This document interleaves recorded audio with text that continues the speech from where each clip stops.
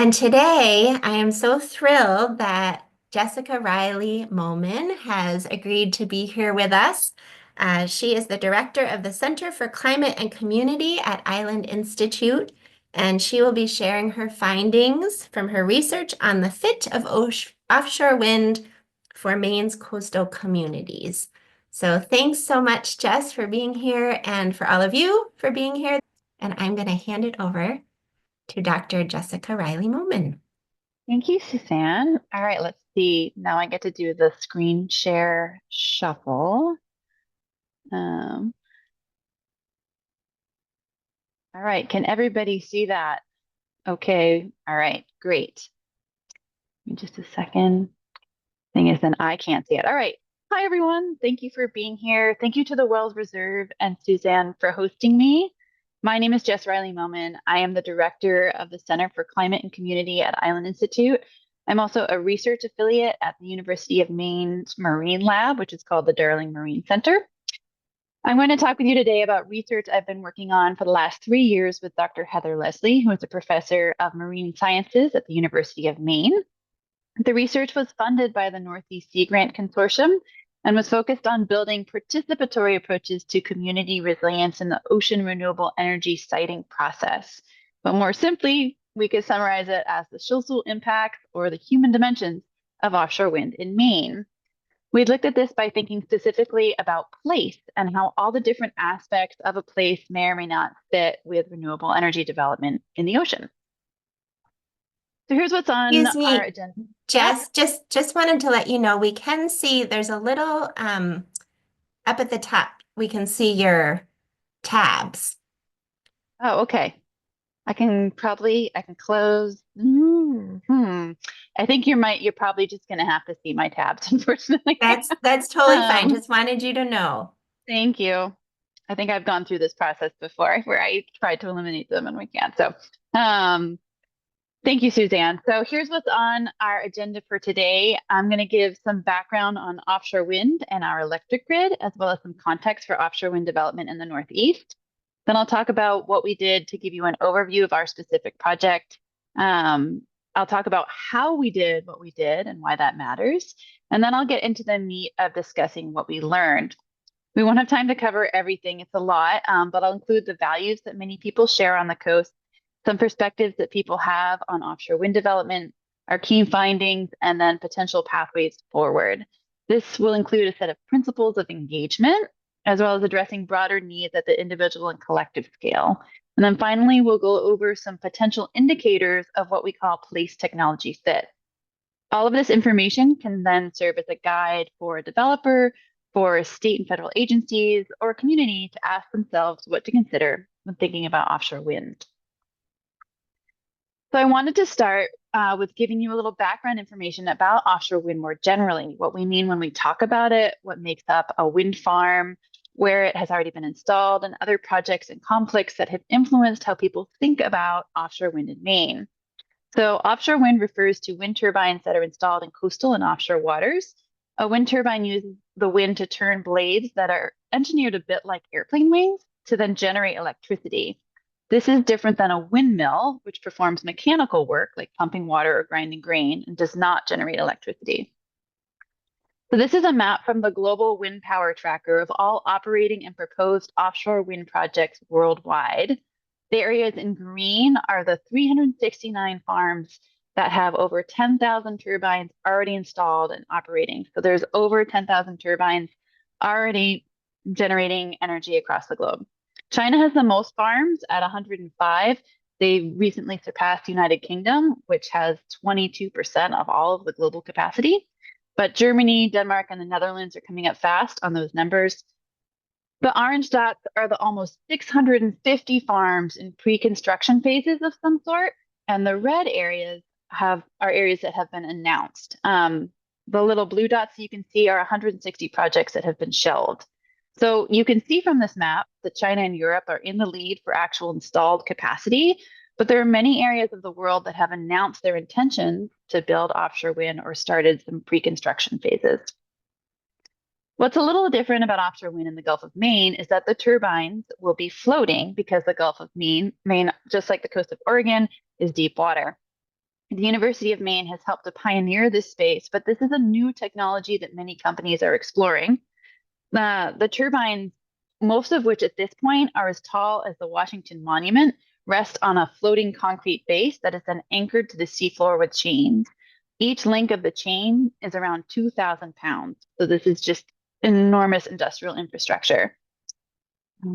There are many different iterations of this, including a recent one. This is the Ocean X floating offshore wind platform, which has two 8 megawatt turbines held to the seafloor with a single point mooring system. So how exactly does a wind farm, or also it's called an array, get power to shore? First, inter-array cables bring energy to an offshore substation. Here, the voltage is stepped up for its journey to the seafloor, journey to shore, and then it moves along a subsea cable. Once at shore, there's another substation, and then electricity moves into the grid from there. Wind energy and more traditional electric generation like fossil fuel power plants is called generation. Transmission is then what moves electricity to cities and towns, and then the distribution system gets power to homes. As we have it now, this is the sort of business as usual model and reflects the way that power generation was originally set up in a vertically integrated companies that owned all aspects of the systems and energy traveled one direction. However, during deregulation in the 90s, utilities had to sell off that generation portion. Of course, this was designed to introduce a competitive market and to help consumers, but deregulated power producers that were no longer tied to the cost to consumer ended up having issues like the energy crisis in California in 2001, in which Enron engineered energy shortages and rolling blackouts to falsely inflate energy prices. Californians are still paying for this on their energy bills almost 30 years later. So I bring this history and context up because it highlights one of the ways in which our electric power system has not exactly earned the trust of its consumers and its customers. This example did not come up in our interviews, but it's part of a larger experience with electric power in our country. So historical context is also important when thinking specifically about offshore wind. Many social challenges in the Northeast began with the Cape Wind project in 2001. Cape Wind was first proposed as a 170 turbine project and then scaled back to 130, and it was planned to be in Nantucket Sound off of Cape Cod, Massachusetts. It was a 16-year polarizing fight that began in the Bush administration and ended in the Trump administration.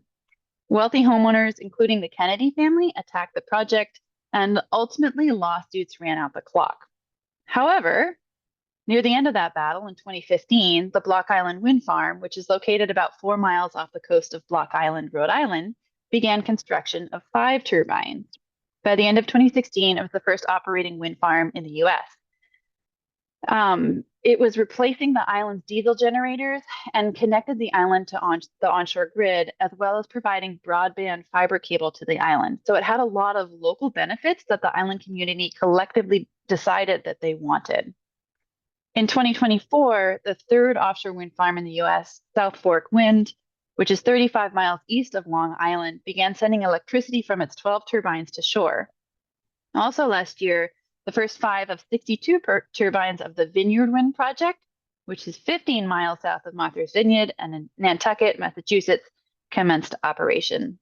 So you may notice as time goes on, they're getting further from shore. So all future projects, at least in the Northeast, you won't be able to see from shore. So around the time the Cape Wind was losing its legal battles and Block Island Wind was ramping up for construction, the University of Maine developed a small-scale floating turbine and tested it in Castine Harbor in 2013. After that, Monhegan Island, which is 12 miles offshore from Bristol, Maine, was selected to host their test floating turbine. When discussions began between the University of Maine, who served as the developer, and the island residents in 2016, the assumption was made that the island would want power from the turbine, as had been the recent case with Block Island.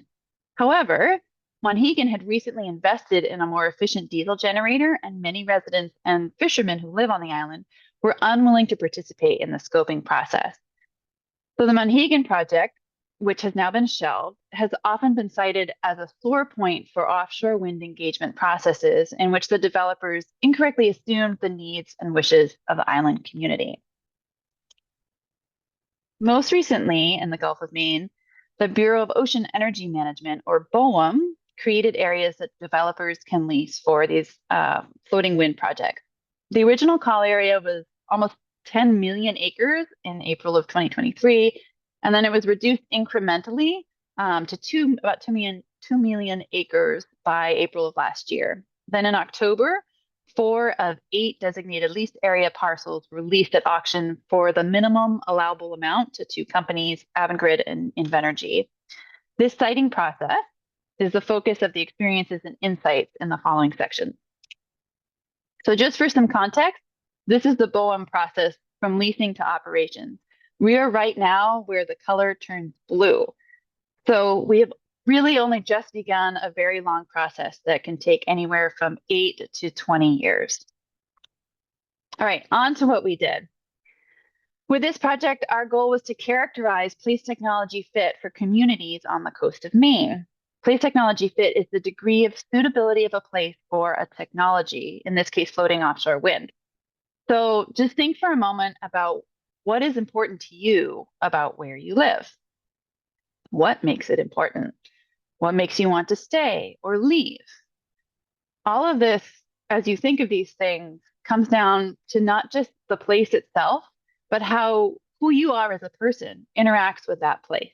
So place technology fit integrates concepts of values, beliefs, place attachment, social and cultural norms, and social and economic needs. We also wanted to identify best practices or pathways for conducting research and continuing conversations about offshore wind in Maine. This led us to gather information on core values, perspectives, the critical unanswered questions that folks have, and our overall takeaways. Then we use this to develop principles for engagement in offshore wind, potential pathway forward, and a set of qualitative indicators. So all of this is included in our forthcoming guide for how to engage in offshore wind development. So we took a participatory approach to designing and implementing this research. This is embracing a worldview in which we recognize that our realities are co-created. So essentially what this is saying is that I, as the researcher, recognize that my views are inherently biased by how I was raised, how I've been educated, and the experiences that compose my worldview. Taking a participatory approach, I don't think that my view of the world is any more valid than those who have views and beliefs, different views and beliefs held by the folks, for example, who agreed to participate in this research. This is a little bit different from a traditional Western science lens, which is called post-positivism, but you can just forget that word too, which assumes there is one statistically knowable reality and that the validity of research comes from one's peers and not the participants. So consequently, in our research, instead of the idea that we could be objective observers of what was happening, we acknowledge that we are participants in the co-creation of this process. So this requires a critical subjectivity in which experiential and practical knowing helps us understand how we know what we know and how different knowledges interrelate, not privileging any one over another. So this is like the democratized co-creation of methods in which researchers and participants are co-creating the project and validating it together. So it's very much a multi-voice project. What did this look like in practice? When we started in 2021, I would say offshore wind was an even more taboo topic in Maine than it is now, and also not any less contentious. So we came into this project with thoughts and ideas about how we might find out our information about place technology fit. We thought, first we're going to do some scoping interviews, and then we're going to do a survey, and then more interviews, and finally we're going to do some participatory mapping. We'll get everybody together and they'll map out uses. But in our initial interviews, where we were having regular conversations with our partners and key constituents, we got some strong feedback. People did not want to do another survey. And the idea of mapping was basically just laughed out of the room. However, people were positive about interviews. They really wanted to engage one-on-one. So this is how folks wanted to connect and talk. And the reason for this would become clear, and you'll get a sense when you see our results as to why this was the case. So we ended up conducting 42 interviews. Folks were selected purposively, which means that we chose people that we identified as having a 30,000-foot view of their communities or constituencies. We also made ethnographic observations in which we attended meetings such as the Maine Fishermen's Forum and BOEM sighting meetings to observe engagement processes, to hear the topics and the emotions that emerged, and then witness the relationships that form between people and between people and process. So we also had to be responsive to the realities of the people whom we interviewed. We had waited for winter to conduct interviews because that in Maine is when coastal communities are less busy and it's mostly outside of the fishing season. But in January of 2024, two devastating storms hit the coast back to back, which took a shocking toll on coastal communities and the working waterfront here. Instead of forging ahead, we ended up delaying for months, trying to give our participants time to address their immediate needs. So we waited to conduct our research until late spring and summer. I also wanted to note here that we heard from participants that interviews could be re-traumatizing given the multiple stressors on their communities, especially the lobstering and fishing communities. So we worked with them on our interview guide and that process to to show researcher vulnerability and find points of camaraderie experience when we were talking. Phew, okay. So now we're going to get into what we learned in those interviews and observations. Since values are the lens through which we see the world, we focused on distilling those from our interviews. I'm going to talk about core values on the coast of Maine. We identified 8 core values, and I'm going to talk in detail about 4 of them. And for the rest of this presentation, I'm going to use quotes from the people with whom we talked. How participants verbalize information is not only important evidence, but represents the many ways of knowing and doing that this research strives to illuminate. So direct quotes engage you and the participants with each other more explicitly and directly in this process of knowledge co-creation. So giving participants a more direct voice while still protecting their identities allowed them to speak more freely about their perspectives and needs. So first, one of the most striking values was a responsibility to legacies that were centered on a place. So in talking with folks, they would tell us about how they felt the responsibility to carry forward the livelihoods and lifestyles that the coast and ocean had afforded their family and their community. But they also felt the responsibility from the past extend into the future. So providing these opportunities, they were just a touch point in the middle. And those opportunities might be to fish, or they might be to experience an ocean not deadened or impacted by climate change. And they wanted that to carry that forward not only to their kids, but their neighbors' kids. And here's a quote. I felt it was my responsibility to use what I have to protect our way of life, whatever way I could, whether through understanding animals in the ecosystem or how to integrate with one another. So from my perspective, I have always been on the side of conservation, not of the environment, but conservation of community, autonomy, making sure that the same opportunities that were open to me will be open to my son's generation. That brings us to a strong commitment to community. So we define community as a group of people which share some commonality, whether it's a geographic location, a livelihood, or certain values. In many cases, the concept of community extended to all of Maine, especially when discussing the benefits of renewable energy. People often wanted to know how the state as a whole would be impacted by projects. Interestingly, sense of community did not seem to extend beyond Maine. Here's a quote. I think what I like most about where I live is that we do have a great community. We work well together. We try to help each other out. We strive for the best we can for the kids and their school systems and recreation activities, and just in general, what makes a community. This is not just year-round residents, but also the summer community because we value those relationships as well. Next, autonomy and agency are powerful forces in Maine. Autonomy, which is defined as self-governance or the ability to control decision-making, went hand in hand with the concept of agency. Agency is composed of access to, standing in, and influence in decision-making processes. This manifests in Maine and state governance. Maine is a home rule state, which gives municipalities significant authority in governance and decision-making. Autonomy was often expressed in employment preferences. So fishermen would rather accept the risk of owning and managing their own boat, including the risk of hauling no fish, than work for someone else. We heard this a lot. Here's a couple quotes. We're independent people who like the lifestyle of fishermen, who like sometimes not making money and sometimes making a lot. That's our character. We don't like picking up a paycheck at the end of the week. We like picking up a big check. A lot of weeks there's no check. We're not factory workers. Here's a quote from someone else. To embrace industry would accelerate the absorption of non-Indigenous into Indigenous culture. Eventually, that will happen. It's sad. It hurts. There's not much we can do about it as a marginalized people, but I don't want to accelerate and exacerbate that process. So you may notice here that these two quotes, one from a fisherman and one from a tribal citizen, both express a desire for autonomy that is fundamental to who they are. And throughout our interviews, we heard that fishermen and Native nations had found many overlaps and commonalities in this ocean wind siting process.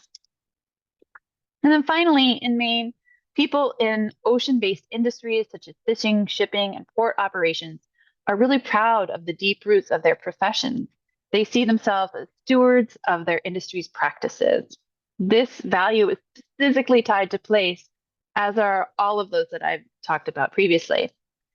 Most coastal communities in Maine experience some form of industrial development associated with resource extraction over the past 400 years. And this could have been through logging or shipbuilding or fishing or farming or granite mining or textile milling.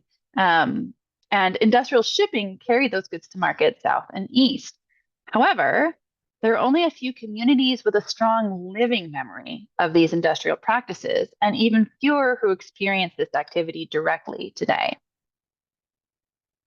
Here's a quote. I like to break down the working waterfront in more than generic terms. My end is the one no one wants to support. It's very easy to want to support lobstermen, but not a lot of people want a big oil tanker on Penobscot Bay. But it is an important part of the economy, history, and culture. We had a commercial seaport long before the rusticators showed up. So the four other values that emerged from the work are conservation of place, and place in this case includes the ocean, integrity, reducing consumption, and stoicism. And I can talk more about these offline or later. What was important about these, beyond the value of understanding worldviews, is that they will inform, you'll see, our pathways forward, including our indicators of place technology fit. All right, so next we're going to talk about perspective. So when experiences mix with values and worldviews, perspectives are born. I'll talk about three of the most common and frequently shared perspectives from across the wide range of stakeholders we interviewed and observed. It was almost universally acknowledged that the federal process for siting wind did not include addressing stakeholder concerns or engaging their interests in a meaningful way. So options to influence the size or the pace of development, and especially to attest the ecological and economic impacts, the main research array aside, before a large rollout, were just not on the table. So most felt that key decisions on location, area, and timing were all made before stakeholder engagement began. Kind of a recipe for disaster here. Here's a quote. Bowen put out the draft wind energy areas and encompassed a huge swath of the Gulf of Maine. I said early on, this is so huge, it was intentionally made big to cut down. Oh, lobster management area 1. Oh, no problem, we can eliminate that. We want to work with you. That was baked in, and not all cooking is good. So you can see from this quote, where someone's sort of using sarcasm, that this reflects a deep sense of distrust for the decision-making agency. Maine lobstermen continue to face simultaneous threats. So regulations to protect the critically endangered North Atlantic right whale, an increase in the minimum gauge size of harvestable lobsters, rising fuel and operations costs, working waterfront losses sustained during the January 2024 winter storm, and climate change impacts such as rapidly warming waters causing lobsters to move north and further offshore. All of these things feel like an unbelievable sequence of obstacles to the fishing community in Maine. The threat of offshore wind, in which corporations seem to be handed hundreds of thousands of acres that was already allocated to existing users, and in many cases over territories that had been hard won over decades, through conversations with neighbors or people down the street, now was turned over to faceless corporations. And so this felt like a tipping point for many. This left many folks feeling traumatized by the siting process. From the fisheries perspective, which doubles as the local community perspective in many coastal communities, it's very different participating in the state fisheries co-management process, where you are front and center in that process. And it's about you and your work sending you regulations for the industry. It's very different to then participate in a process where you are an afterthought for whom the primary stakeholders are not you. And it's really clear in offshore wind conversations that communities are the secondary stakeholder. It's like offshore wind proponents want to disrupt their lives and livelihoods. Next, one of the few times that the siting process was cited as effective was when subject matter experts with applied expertise engaged with participants in meetings. So this was not a panel of experts like you can see being made fun of in this cartoon. And in fact, the panel was a pretty roundly despised setup in these meetings. Instead, people really appreciated learning directly from, for example, an engineer who repairs offshore wind turbines or from the person who lays transmission cable at sea. These were cited as some of the most valuable and comforting knowledge exchanges. All right, so first we talked about values and then a few perspectives. And now we're going to talk about some of our key findings. These synthesize those values and perspectives, as well as some of the critical questions that people had. I think most importantly, offshore wind is often portrayed as two groups in opposition, for or against offshore wind. But in interviews, participants held complex and nuanced perspectives. Even those generally in favor often felt uneasy about offshore wind. The social and cultural pressure to choose a side was striking and was felt by participants across communities. So for those working in environmental protection and conservation roles, they felt significant pressure to accept and unequivocally support offshore wind. For those in the fisheries, there was a clear recognition that more renewable energy would be necessary in the future and a strong interest in electrification of the working waterfront and their fleet, but uncertainty about what changes are actually needed to support renewable energy in existing fisheries simultaneously. All of this came from powerful cultural narratives that felt restrictive to the point of threatened safety. So the climate narrative, which says that we need rapid deployment of industrial scale renewables, often relying on the economic powers of the fossil fuel corporations, made some who work in environmental conservation spaces feel like traitors who could not voice their concerns if they were uncomfortable with relying on business as usual methods to act on climate change. And then in the fisheries, the power of collective voice was so strong that multiple people feared for their safety and that of their family if they spoke out in anything other than opposition to offshore wind. So this was one of the main reasons that folks wanted to talk with me one-on-one and confidentially, because they did not feel safe and that feel like they'd be threatening the safety of their families if they talked about offshore wind in any sort of nuanced way. So even as people chose stances for or against offshore wind, they often use the same values to justify those opposed stances. So, for example, the value of responsibility to legacies was used in interviews to both support and oppose offshore wind. For the person opposed to offshore wind development, they wanted to preserve the experience of being on the sea without industrial development for their children. For the person in favor of offshore wind development, siting turbines in the Gulf of Maine would mean lessening the climate impacts that would change the ecosystem that they knew and loved and wanted to share with future generations. Both wanted to preserve the experience that they had had for their kids and their grandkids. They just focused on different potential impacts they hope to mitigate. I would really like to see the diversity and perspectives that people have around offshore wind. It feels like the conversations are anti and pro offshore wind, and those are the only two stances. And there's a lot more nuance that people aren't sharing in the public sphere, being afraid to be perceived one way or the other by their peer group. So all people we interviewed had unanswered questions about impacts and trade-offs.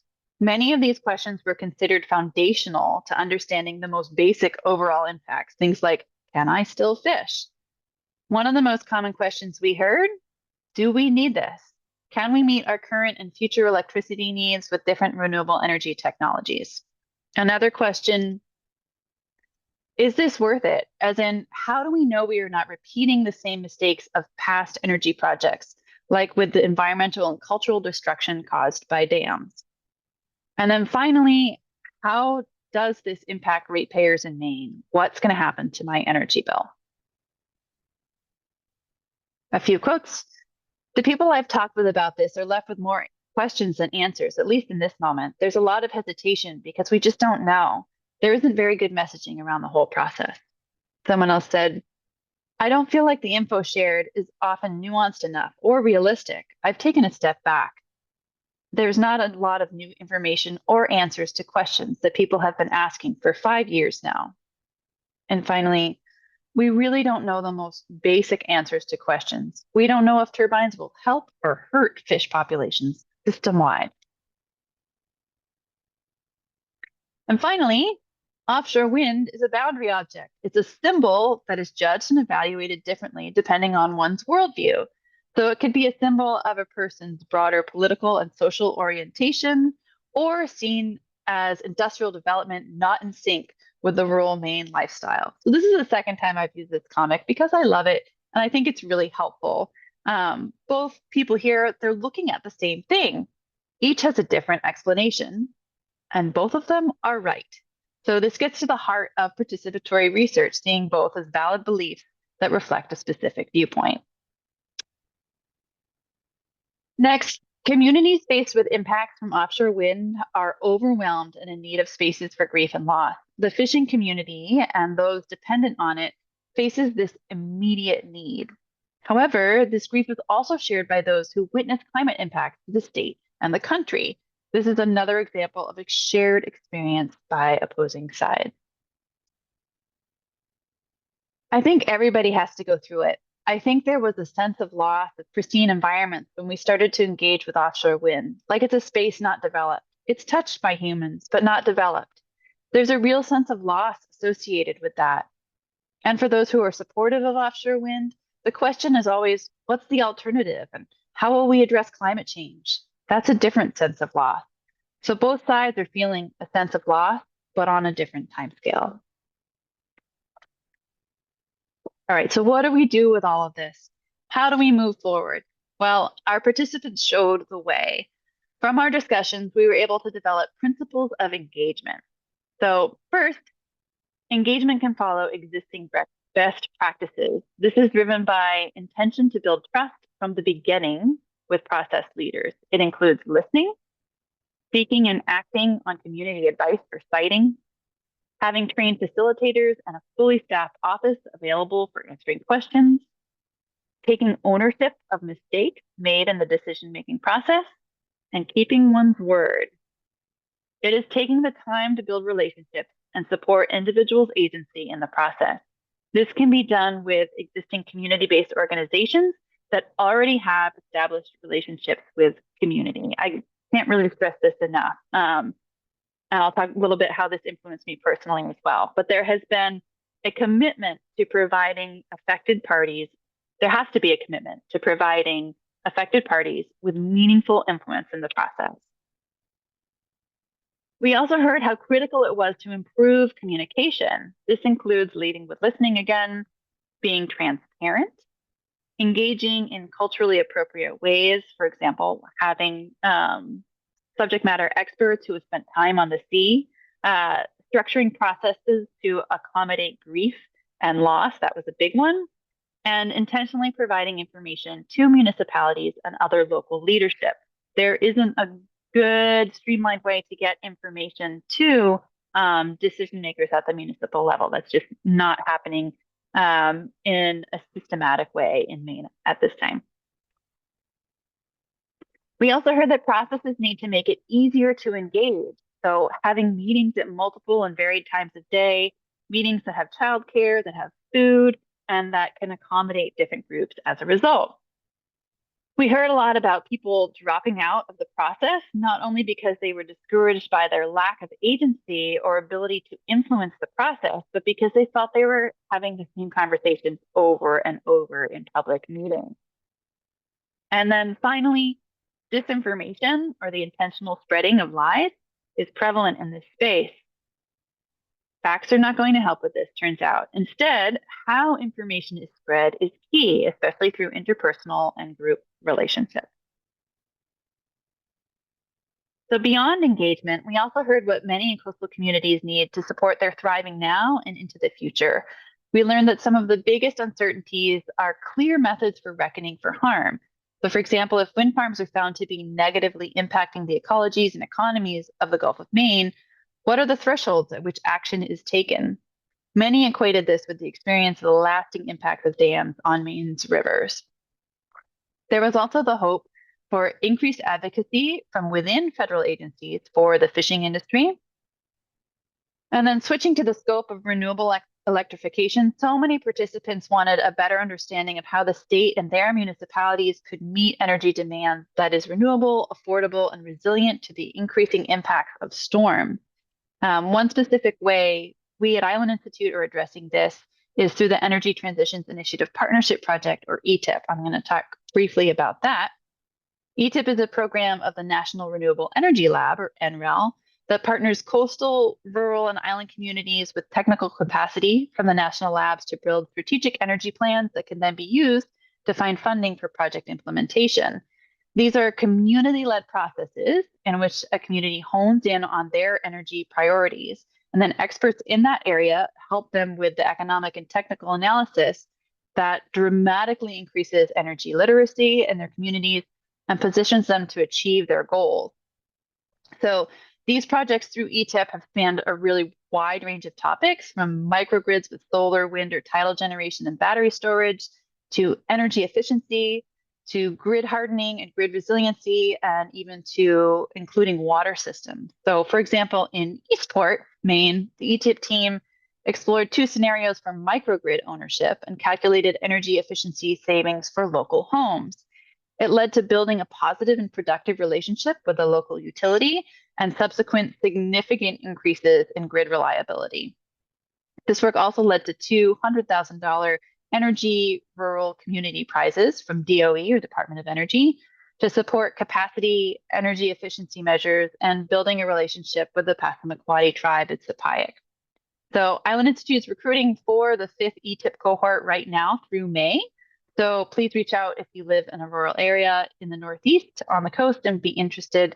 And I'm happy to share more information about this. But this is sort of an example of what communities were looking for in which they could lead the process and determine their own energy needs and priorities. We also had some broader needs come up. These included community visioning, a term that emerged from local leadership in Maine, in which, usually separate from a comprehensive planning process, communities come together to identify and examine their values. These values can then be used to guide a host of decision making, not just about offshore wind, but about other conflicts in communities, such that key decisions are made in line with the community's vision for itself and the future. Other key needs included funding for education at the K through 12 level and more Energy 101 education, which is also part of the ETIP program. So finally, hiring locally was seen as a linchpin for success of new energy projects when it comes time for construction. There's a large marine skill set in Maine communities, and all parties involved, whether it's developers or agencies or community leadership, can work together to help source those jobs locally. All right, so the last thing that we're going to cover today are the potential indicators of place technology fit. You'll see that these are an amalgamation of the values, the perspectives, and the pathways forward. So first, having a living memory of the benefits of Maine's industrial heritage moves communities closer to wanting to invite new technologies and opportunities, as well as knowledge around how to broker the potential impacts with the benefits. Communities that have recent experience with industrial scale development, whether it's shipbuilding or port activity or commercial scale aquaculture, they held an understanding of the trade-offs and benefits, as well as knowledge around things like tax structures. In contrast, areas that have memories and lived experience with the negative interactions of industrial development, such as those from dams or irresponsible commercial scale aquaculture, tended to not be as willing to embrace new industry. Jobs are a real driver, particularly in the Downeast region of Maine, but special care needs to be taken to encourage thoughtful development that does not harm a community's existing cohesion. So beyond The social interactions held in the memory of coastal communities were highly motivated by the loss or gain of employment. In some cases, the loss of income was also associated with the loss of autonomy, replacing independent owner operator positions in the fishing fleet with corporate aquaculture 9 to 5 positions was just seen as a fate worse than death to some. So, if positions could support the local economy by capitalizing on existing local skill sets and labor, as well as local values, um, while meeting critical needs such as low and middle income housing, this potential was more likely to be considered. So one of the most common refrains from people engaged in local governance, from municipal decision makers to individuals working with community-based organizations, was the recognition of the need for a community to determine its own long-term values-based vision. This was seen as a separate process, again, from comprehensive planning. And in community visioning, a community would deploy some sort of informal deliberative processes based on relationship building and supporting the needs of different sectors in their community. The leadership was key. In some communities, leadership was open to and really pragmatic about innovative changes to address challenges, while in other communities, that leadership advocated for the status quo. Without that strong local leadership, these processes had the potential to exacerbate polarization. So, this is all to say it's really helpful if the community has a vision that's aligned with its values. And this vision is part of a deliberative process, not necessarily town halls, but it can be. It might be more like potluck. And local leadership has a huge influence on this. Next, those consulted in this research did not feel they had sufficient agency to be able to advocate for and support their community, from individuals working in fishing sectors to those managing municipalities. Possible next steps for this could include funding technical community engagement capacity through community-based organizations and trusted interlocutors to navigate and advocate for just outcomes, whether that's in offshore wind siting or in the energy transition more broadly. Offshore wind has the potential to impact not only coastal communities and those who work on the water, but also geographically more extensive port sheds, or the wider area that benefits from and supports economic and social activity. Most people who work on the coast cannot afford to live there anymore, especially in southern and mid-coast Maine. Although the scope of this work did not include inland communities, their inclusion was cited as an important consideration for future engagement. Next, second to last one, identifying and characterizing the potential impacts of a project and agreements on how these impacts will be addressed begins with the direct impacts to fishing and seafood communities, and then extends in uncharted ways to broader geographic and economic communities. Maine has a statute, the Maine Offshore Wind Renewable Energy and Economic Development Program, that begins to outline the need to avoid, minimize, and compensate for impacts. And this is an area where the public and engaged communities and organizations struggled to find clear parameters for impacts that would trigger action.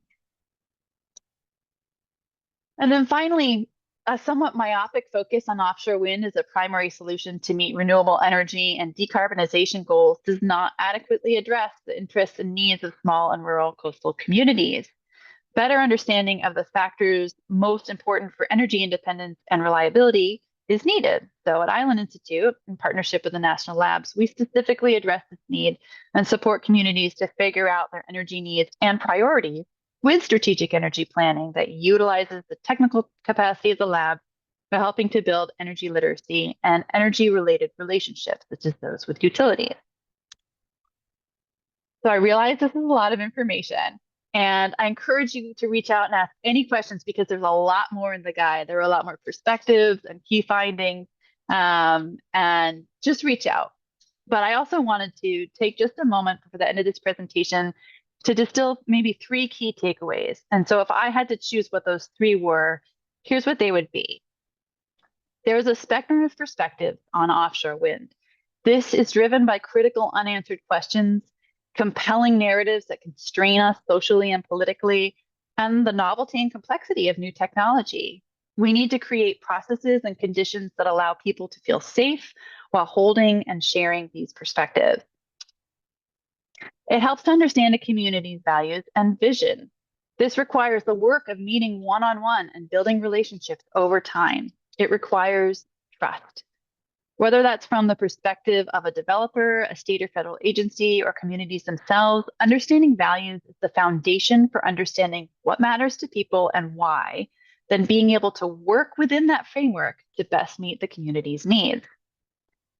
And then finally, we did interviews across the coast, and here we have identified many common themes. But ultimately, different communities, whether a municipality or a community of fishermen, are just at different stages of readiness to talk about the clean energy transition. We really have to meet people where they are, make them feel heard, give them agency, and then advocate for their wellness and what makes them whole. This whole process is asking all of us to move through a culture shift, and that is a slow process that happens one heart at a time and over time. All right. So with that, I would like to say thank you to our collaborators. We have Dr. Carly Gunther and Dr. Jocelyn Runenbaum. I also want to thank Northeast Sea Grant Consortium, Maine Sea Grant, U.S. Department of Energy's Wind Energy Technologies Office and Water Power Technologies Office, and NOAA's Northeast Fisheries Science Center. Special thanks go to our 42 interview participants who came from many sectors, including fisheries, port management, conservation, municipal and state and federal government, tribal citizens, and the private sector. So thank you so much for being here. Thank you again to the Wells Reserve, and I'm happy to take questions and continue this conversation now and in the future. Thank you so much, Jess. Wow, so much information. I took so many notes. So much. Here, Thank I'll you, throw that. thank you. I'll put my information in the chat as well. Great. And we're a pretty small group. If anyone has a question, you can either type in the chat or come off mute and ask.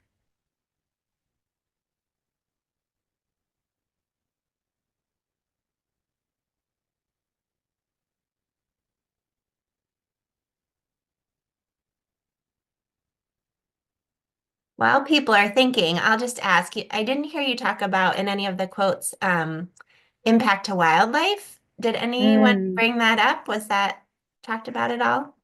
Yeah,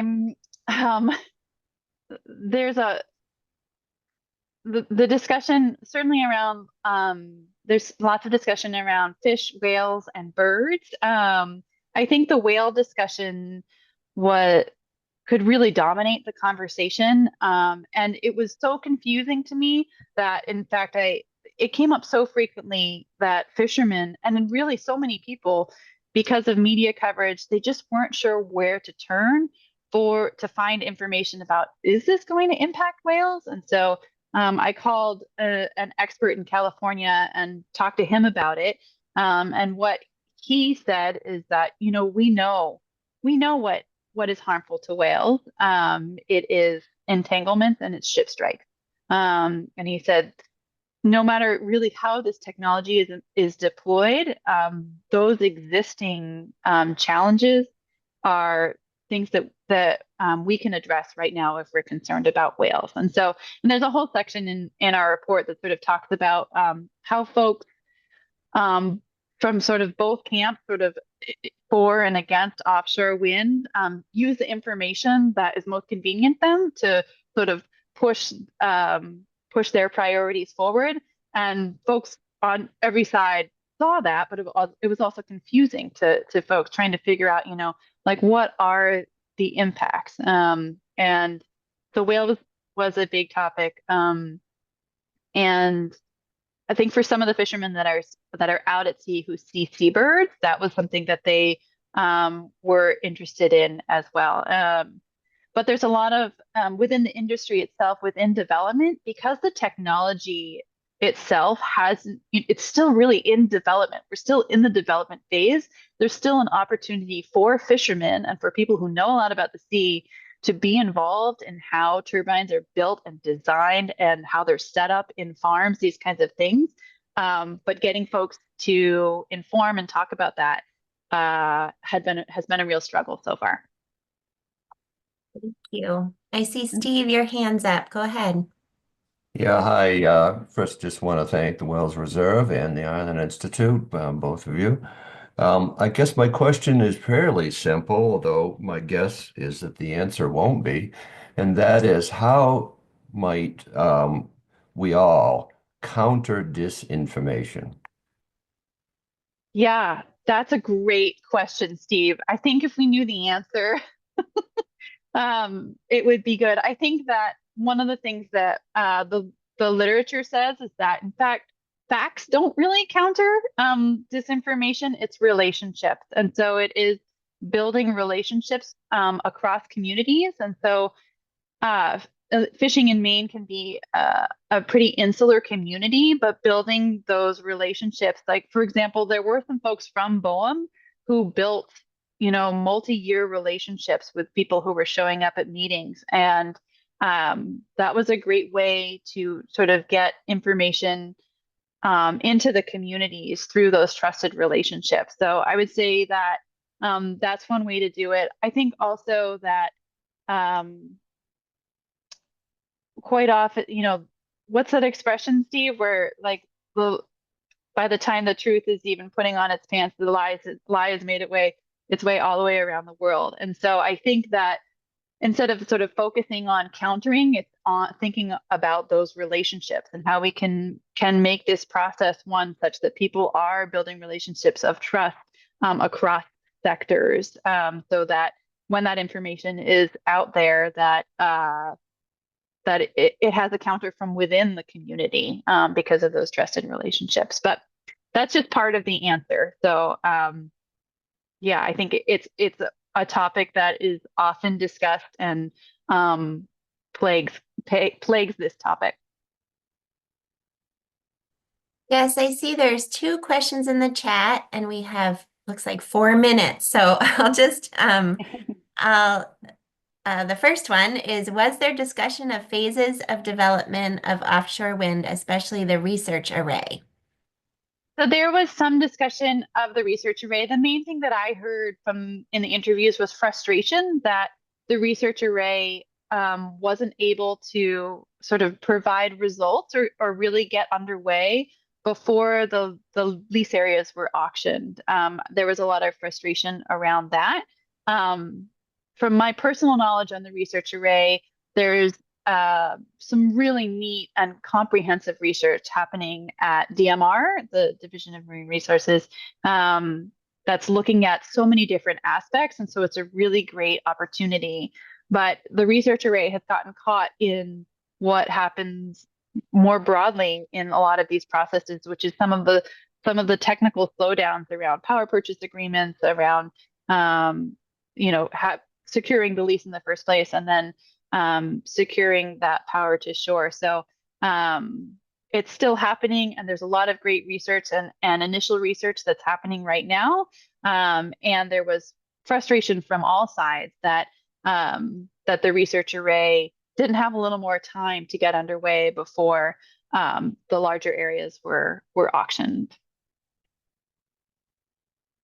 Okay, let's see the last one here from Ginny. How has been the responses, engagement, and concerns from the Indigenous peoples in respect to their ancestral waters and lands?